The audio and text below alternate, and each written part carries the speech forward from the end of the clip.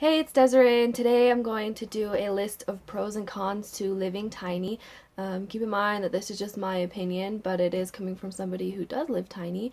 Um, so yeah, next week I'm not too sure what I'm going to be doing.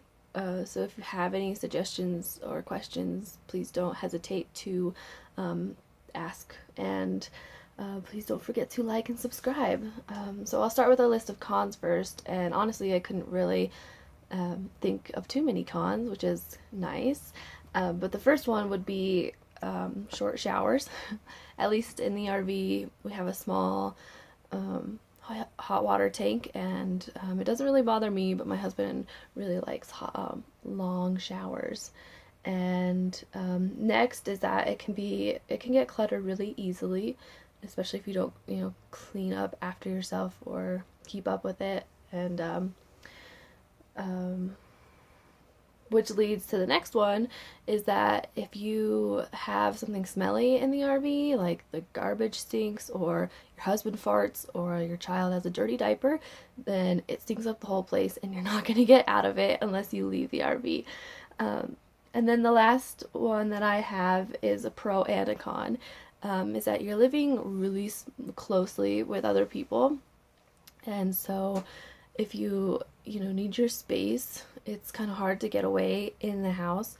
But it's nice to actually have to leave the house to get your space. Kind of forces you to leave, and which is nice. And you know, our kids are gonna want their own space someday soon. Well, probably not soon, but um, when they're starting to become teenagers and all that stuff, and I'm sure we're probably going to want our own space too. And oh, there was another one that I forgot to add, is that we don't have a laundry room, or we don't have a washer dryer. I know some tiny houses do have like a washer dryer combo, but yeah, I have to take my laundry to the laundromat, and it kind of sucks, but it works for us. So now I'll get on to my list of pros. The first one is, for us, we are debt free, and I've talked about this a little bit in my other video, but once we get settled, hopefully we'll be able to save money. Right now we still have to do like insulation and stuff like that, so that's gonna obviously cost us money. And then the next one is, if you plan on parking your RV in like an RV park or a mobile home park, it can be cheaper than renting or paying your mortgage or whatever. And then the next one is, smaller space equals less stuff equals less mess equals faster cleanup time, and faster cleanup time equals more time for things that I want to do, which is great. I've actually gotten bored because the house was clean and there was nothing to do in the house, so it forces you to like leave the house, which is great because that's what I need. I need to be out of the house more. And the last thing that I want to do on the pros list is, in my opinion, having less things equals being more happy.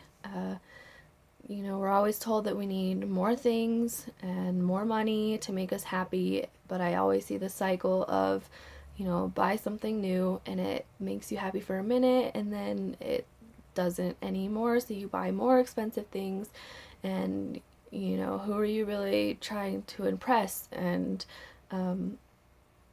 it's just not very humbling when I hear to see people brag about this big nice thing that they have and how much it costs. But whatever, that's just my opinion, and I'll get off my soapbox now. Um, there's not a lot that I don't like about tiny living. If you want to be more simple, like you want to have a simpler lifestyle and be minimalistic, and you're actually thinking about going tiny, I think you could do it. I definitely would recommend doing it. I don't have any regrets whatsoever of doing it. I love it, and I'm learning so much about my family and me, and yeah, just do it if you're gonna do it. And yeah, so anyways, that was my list of pros and cons, and I hope that it was insightful to some people and helpful, hopefully. Please subscribe, and I will maybe see you guys next week.